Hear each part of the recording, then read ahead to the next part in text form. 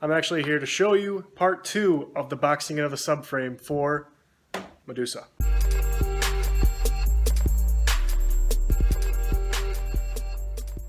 Before I start taking this apart and cleaning it up, I'm going to show those of you who are going to do this swap how much I had to cut out to get it to fit, and just know that the bottom is cut way more than the top. Like, huge mistake there, don't do that. So essentially whatever's cut out on the top is maybe even a little too much cut out than what you really need.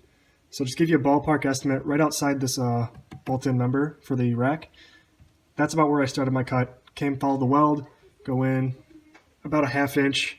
Same thing on this side where this member is to bolt into, and came back out. Below that I went way too far in, and I'm going to pay for that later when I'm getting this welded. But yeah, first things first, remove that, wipe it down, get all the grease off, and then start sanding away at the edges for welding. Take it easy on my weld guy.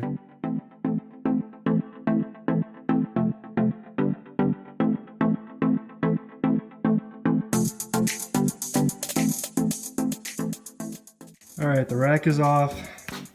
Now to clean this greasy mess.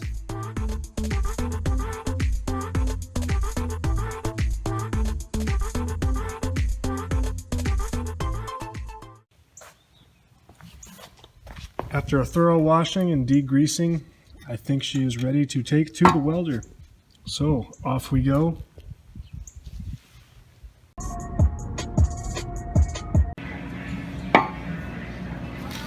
We just went over it. We're going to box in this side, box in this side, put a bar across here, and weld it in. It's probably going to use a MIG welder to fill this gap because it's a curved cut. But the trick is leaving these open, so that's going to be the hard part. So I'll be back when he's done, and we'll be good. All right, man. Appreciate it. Let me know how it goes. So I got a call. The cross member is now done being welded. Let's see what we got. So here it is, all complete. It's boxed in. So like I mentioned earlier, he was going to put a plate in the middle and a plate on each side and just fill the gaps everywhere. And he used a MIG welder to do it, so there's a lot of, I think the word slag everywhere. But I'll just knock it off.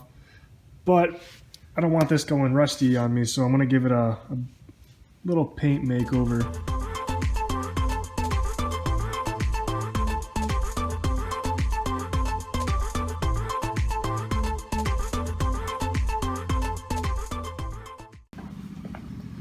Just as I'm getting ready to paint, it starts raining out here.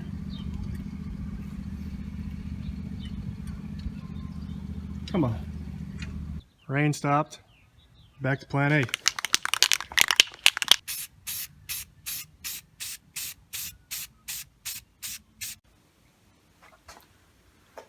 About 4 to 5 layers of paint, and it looks good. I'll give you a close-up of the welds. I didn't actually do that earlier.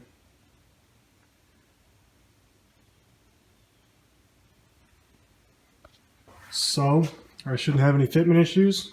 I had a pretty good cut beforehand. Just a lot of gaps to fill. I have it all apart, so why not? I got the OEM ones from Concept Z, so let's put those in. Might as well get them as loose as I can.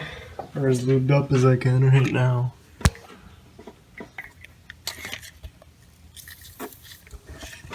Alright. So letting that soak, let's put the rack back on. Now that it's refreshed, new ends, cleaned up, new boots, let's put her back up.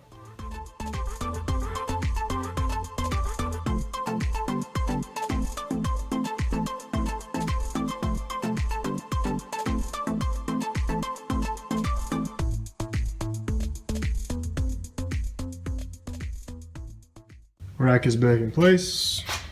Looks good, nothing changed. Now let's put it back in.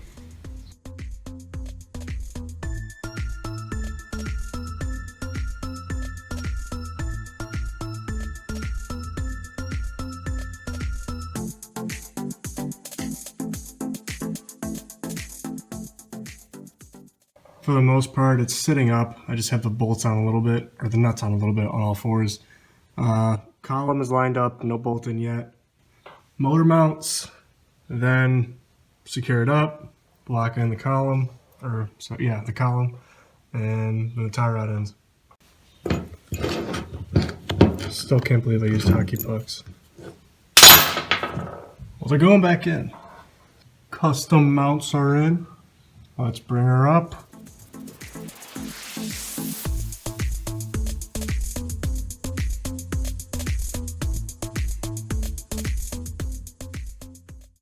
First, I'm going to remove the traverse engine mount and then bolt down the motor mounts on the bottom side. Because if I leave it like this, I'm not going to get all the slack in there. I have to relieve all the slack, let the motor sit, and then tighten it.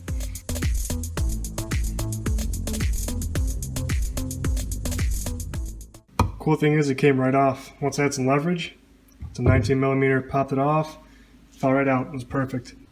I have just left off getting the snap rings removed, and I was at the point of taking my lower control arms and ball joints to go get pressed. What I did is I pressed one of them and realized they don't fit. This is the wrong one. This is the one that's been pressed, and I cannot get the snap ring to seat. So what I did is I ordered another one that came a few days later, and I went and had that pressed, and this one fits. But this is a completely different ball joint. And these are the same part numbers that I got from Concept Z Performance. They sent me the wrong ball joints. So these are, I believe, some centric ball joints, and this is the OEM one. This one sat no problem, no issues at all. So with that said, I'm waiting on one more of these to get sent here so I can press it in, and this means I have to remove this one and ship these two back for the refund. I also did not buy the spacers. I'm going to reuse the ones that were on the old ones. But in order to get them off, they were on like so. I could not hammer that off or get a fork in there to get some leverage to push it out. So I cut it, put it in a vise, and hit it down. So now I can reuse these spacers, and I don't have to pay 15 bucks for a spacer. I also want to point out that Concept Z was very helpful in going through this return process.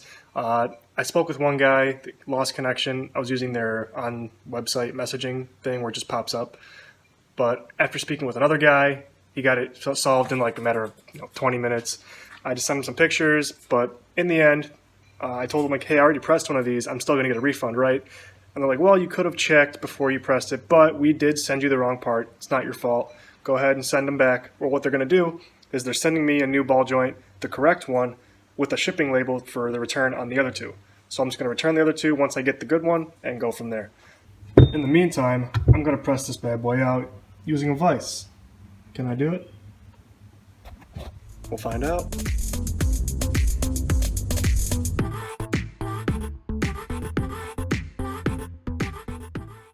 I think my BJ came in.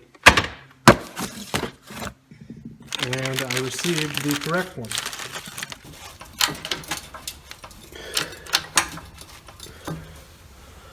And the thicker tube.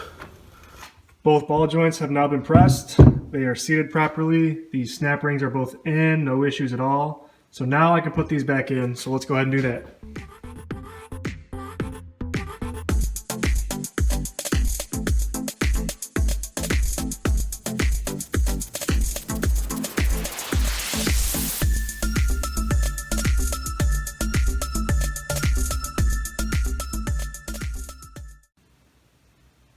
Now that both lower control arms are all up and bolted, I'm going to go ahead and torque everything, starting with the outer tie rods. And the torque spec for these on the website says 50. I'll post the link to the website I'm looking at. So 50 foot-pounds here. Let's go ahead and do that. All right, that's done. Now the lower control arm, the ball joint. That one says 80 through 94. So I'm going to go ahead and do 90. Yeah, this one was a lot harder, but I got it. It took a lot of playing with the angle of the wheel. So you gotta find the right spot and get your torque wrench in there. But yeah, that's done. So the last ones to do are these two, and then the one right here. And those are gonna be going to 80 foot-pounds. So let's do that. And that is that for boxing in the front subframe and putting it all back. with a few upgrades. So just to recap, this whole subframe was dropped. It was all welded in here and here, repainted so it doesn't get rusty, cleaned up, put back up. I also did new tie rod ends while I had it down, new lower control arm ball joints on both sides. So everything is set and ready to go. I also put the new boots on. I didn't have clean boots that weren't ripped. So we are now ready for a whole new season of boosting, at least for a few years, I hope. All right, so I hope this gave you guys some insight on boxing in the subframe. Don't do what I did and wait to do this. Do this while you have it out, because doing this whole process is a pain. It was a lot of work. Yeah, I hope you guys enjoyed the video, and don't forget to like and subscribe. Thank you so much. I appreciate it. See you guys next time. I'm Dylon Da Silva. Again, thank you guys so much for watching. I really hope you liked it. Give this video a thumbs up, and do not forget to subscribe to stay up to date on all new content every week. You guys have a good one.